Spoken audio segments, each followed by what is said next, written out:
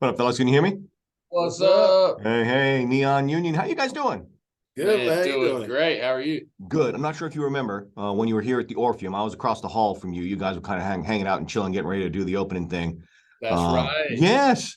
I went. Yeah. I went side stage before we get going. I went side stage and I was watching you guys finish up. You just had them worked up to a frenzy. You guys, Oh, you guys live just blow the roof off. oh, Thank you, thanks, man. We Yeah. try. We try. I mean, that is a party for sure. So we'll get back to more of that here in a second. Welcome to Beginnings, basically origin stories of some of you guys who are just hustling to just grow and grow and grow, and that's kind of where I want to go. And it always starts with you as kids. Leo, Andrew, little kids. What were your childhoods were dramatically different. But we'll start with you first, Leo. What was little Leo like?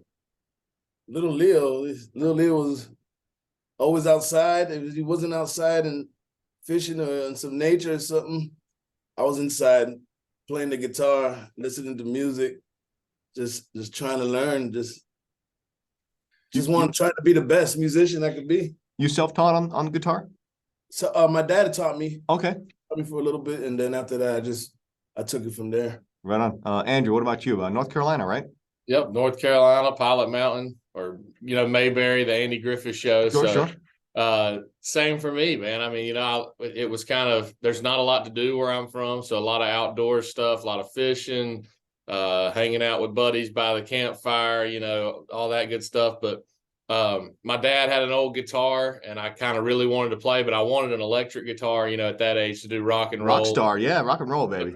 But the classic, well, if you can't play it on that acoustic, you can't play it on anything else. So you learn first, and then I'll get you an electric guitar. So same thing as Leo. My dad showed me a couple chords, and it was off to the races, me trying to just halfway teach myself and halfway learn from him. Yeah, for sure. So close to Father's Day. Really, two really good stories about the importance of dads and what they can do to kind of nurture those things, right? Yeah, absolutely. Yeah.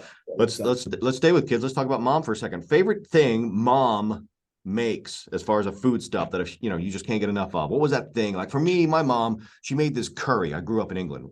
She made this curry that was just, God, it was so good. And to this day, she makes it. I'm putty. I'm just all of it. Oh man, I could name a bunch for my mom, but there is one that even all my friends and everybody knows. And my family's not Italian, clearly, but my mom. I would never have guessed. Yeah, my mom makes a mean lasagna, man. Okay. This homemade recipe she does, and it's killer. So that's one of my favorites. All right, Leo, what's mom make? Shoot. Just a couple of things. One is her coconut bread. She would bake this coconut bread from the island where we're from, the Rotan. And oxtail, like stew oxtail. Okay.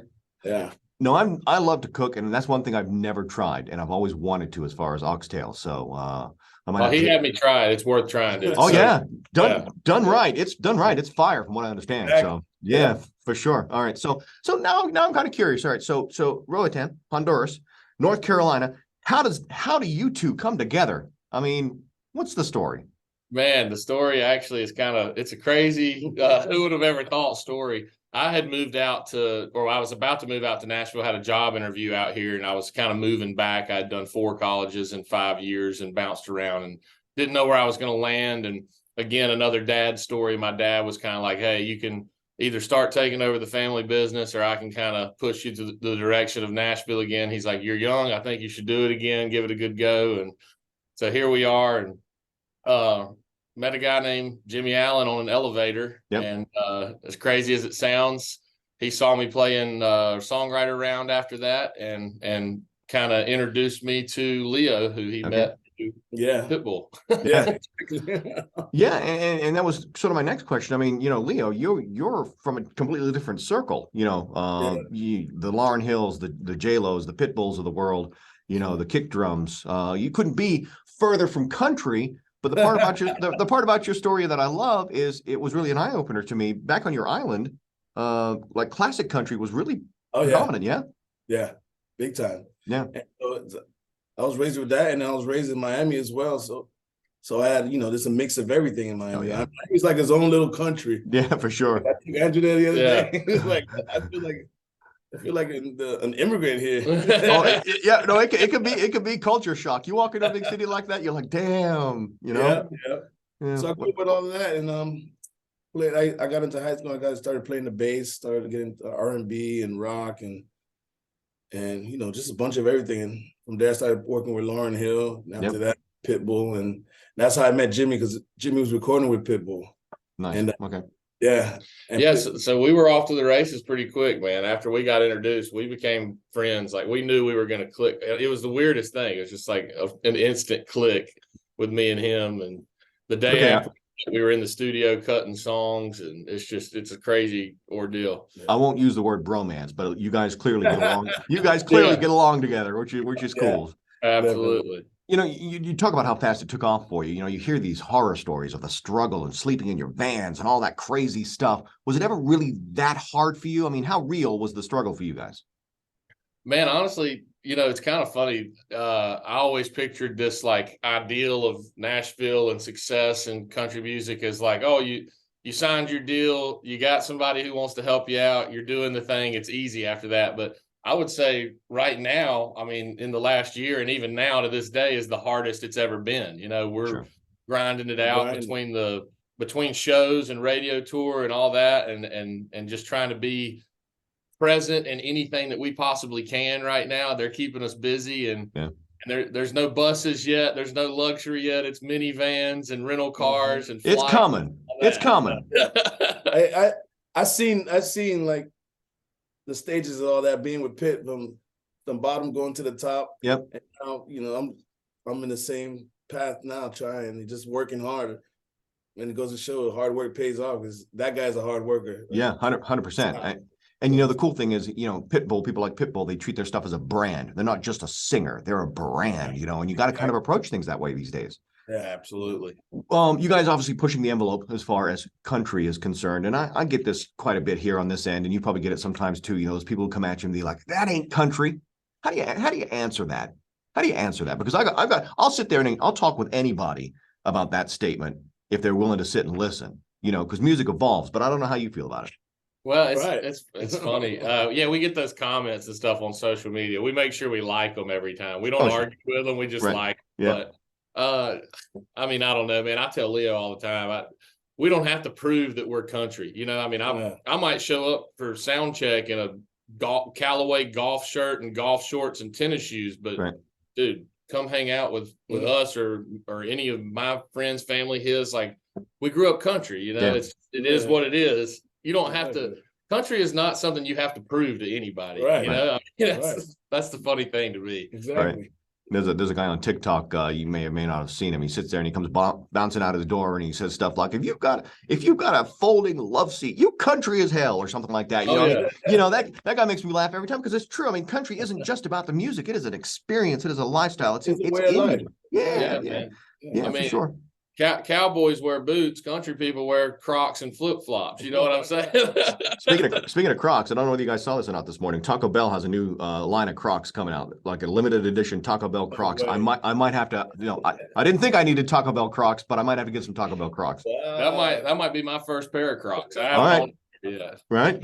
Get some of that Mexican pizza and a pair of Crocs. There you go. All right. So about damn time. We're playing on KFDI right now. Your newest single, American Dirt, on your EP, which is coming up in July 21st. It's the Double White Castle sessions. Here's the thing. The song we're playing about damn time on KFDI, party anthem, good time, good feeling, get you fired up. And then you guys go completely polar opposite. Your harmonies on American Dirt are so good and so surprising. I think if people watch your music in that order, if they watch About Damn Time and then watch American Dirt, they're going to be blown away. Oh man, thank you. Yeah, we love that song. We wrote that with Bob DePiro and Brandon Hood, and it kind of just took a life of its own. It's one of those songs where you write it and you're like, wow, that felt really good. And then you get in the studio and start creating it, and it's like, wow, it feels even better, So we love that one. And I mean, how universal is that? When I first started listening to it, I mentioned how I was born in England, raised in England, but I first came to the States in California, and I first started learning about softball and things like that. And sliding in the dirt and things it's such a universal thing that people can relate to. I think it's a brilliant concept, and again, your harmonies are outstanding. So, thanks, man. Yeah, we paint the picture in that too of not just baseball in general, but backyard baseball. Yeah. You're in the blue jeans, the T-shirt. Yeah. It's the backyard football for my friends. Yeah. Yeah. For sure. This goes to both of you. Most famous person on your cell phone. Oh my gosh. On my cell phone? Yeah. Oh, that Leo's got me beat big time on that. Well, I figured because Leo's plugged in. I mean, Leo's connected. Oh god. So is it Pitbull? Would you say it's Pitbull? Yeah, I don't save it as Pitbull, but yeah, his number is in there. Okay. Yeah, I know you save it as mine's probably Jay DeMarcus from Rascal Flatts. I don't know. Dude, that's nothing to sneeze at though. And Jason, exactly, he runs the label, so that's right. Yeah, that's probably when he calls, you got to answer, right?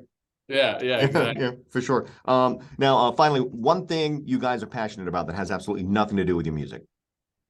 Golf. Man, for me. Excuse me.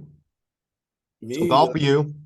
Yep. Actually, making food and fishing. All right. That's my thing. Yep. Next time you guys are in town, golf will have to be mini golf, Andrew, because that's clown heads and windmills are my speed. There you go. And Leo, you and I will get in the kitchen and cook something great. Maybe you can teach me how to make that oxtail. I got you. All right, I appreciate you. Man. Listen, fellas, much success. Looking forward to the new EP coming out on the 21st of July, and looking forward to having you back in town. And again, exposing people to the great stuff that you guys do. Much success to you. Awesome. Thanks, Thank JJ. you so appreciate y'all support Yeah. playing the song, man. We appreciate Thanks y'all. for having us. Yeah, thanks for doing this, man. All right.